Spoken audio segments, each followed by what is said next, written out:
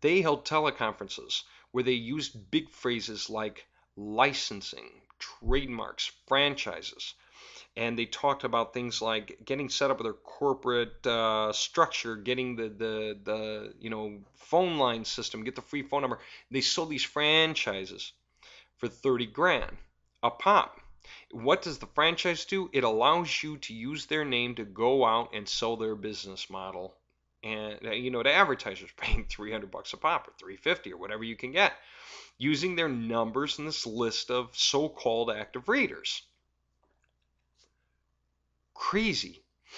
I mean, and so they have to make you think that you're doing busy work that matters, if you're going to spend 30 grand. So they have to give you enough stuff for you to feel like you bought 30 grand worth of stuff.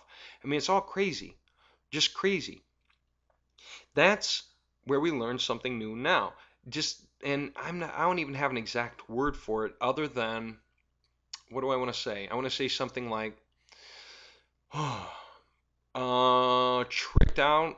Now, gosh, I want to say forced inefficiency, something like that, but that's not going to make the point.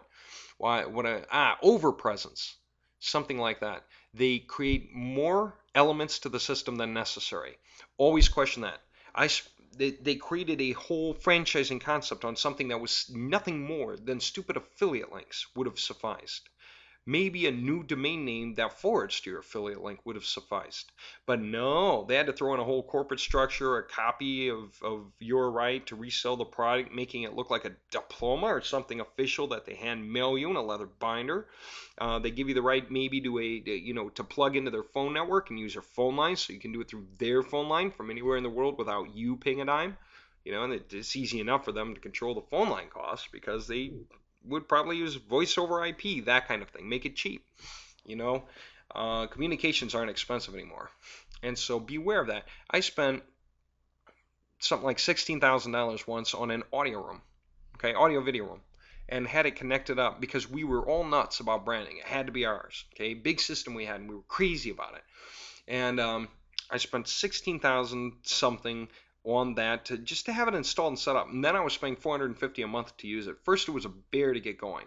And then we were using it, and the lady kept calling, talking about upgrading from our $450 a month package to more stuff. And we were actually spending the money for a while, okay, a few months. And then one day, somebody came up to me, and he just sent me a simple little question. Why not just use Hot Conference? It's got pretty much the same features. It was the first time I ever heard of Hot Conference before. Hot Conference. Hot Conference. And I came back and said, what's the cost? It's like $44 a month or $40 a month or whatever it was. And he explained I had the same features. And I couldn't believe it. And so I said, let's do an apples to apples comparison. Got somebody or someone else or a couple guys or whatever to sit down and compare. And I flat out asked the sales lady, can you please give me a list of all the features that I could upgrade to? So that she goes, oh, fine. So she sends me the features with the pricing. And we flat out compared them. And we realized, why in the world are we sticking with this service? All right, so 44 bucks a month versus 450 one month pays for 10. 10 months Hot Conference for the price of 1 month.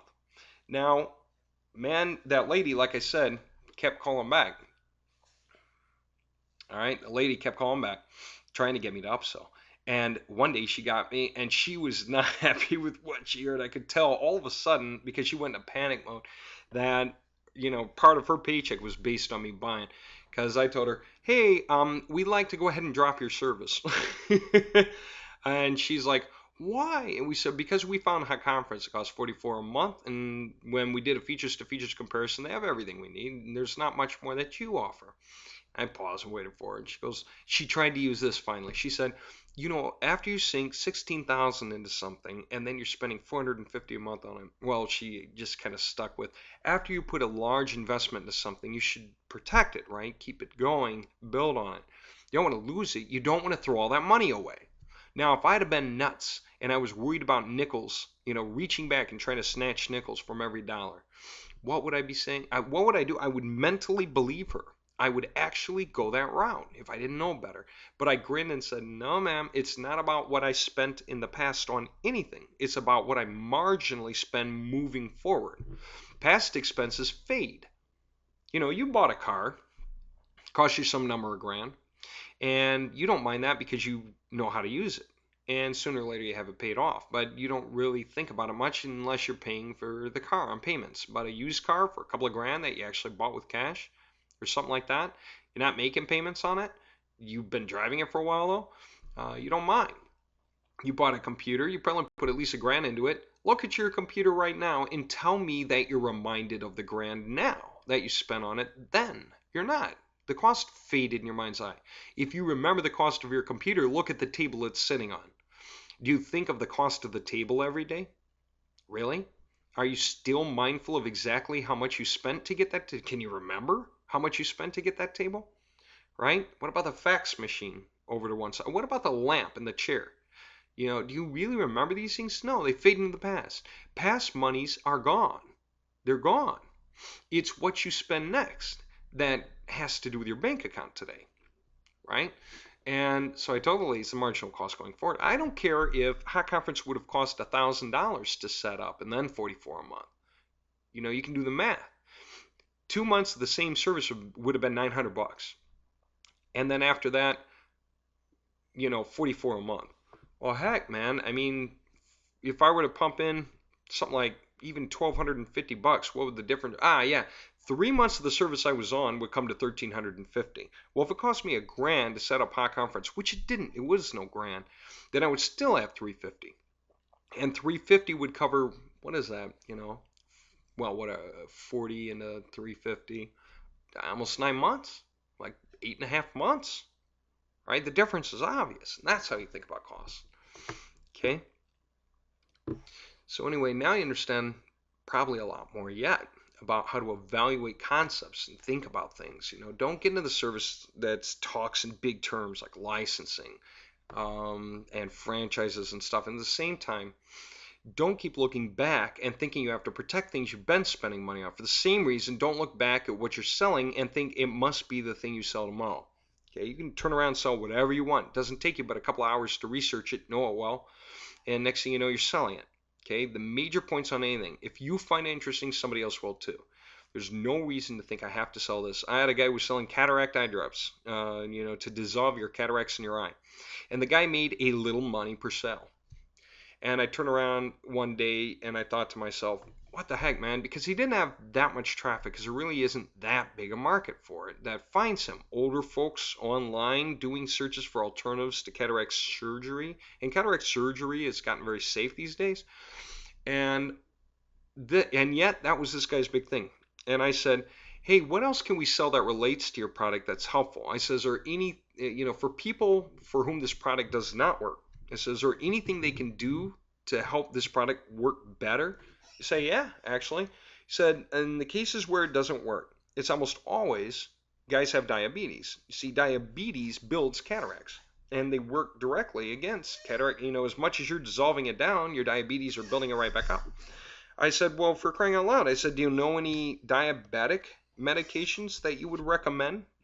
I said, oh, sure. And he rattled off a list of them. I said, are any of them online that you could sell? Somebody you could come up with a deal with and you could sell his and get a cut. Or maybe somebody even has an affiliate program for it. He goes, gee, I don't know. And I thought, that's amazing, just amazing. Because diabetes is one of the most searched things on the internet. If we go look up a diabetes graph on Google Trends and we look for related diabetes terms and we compare it to anything else, even make money, which you'd imagine everybody's typed into Google at one time or another. All right, compare those graphs. Diabetes outshines most things on the internet. It's so huge.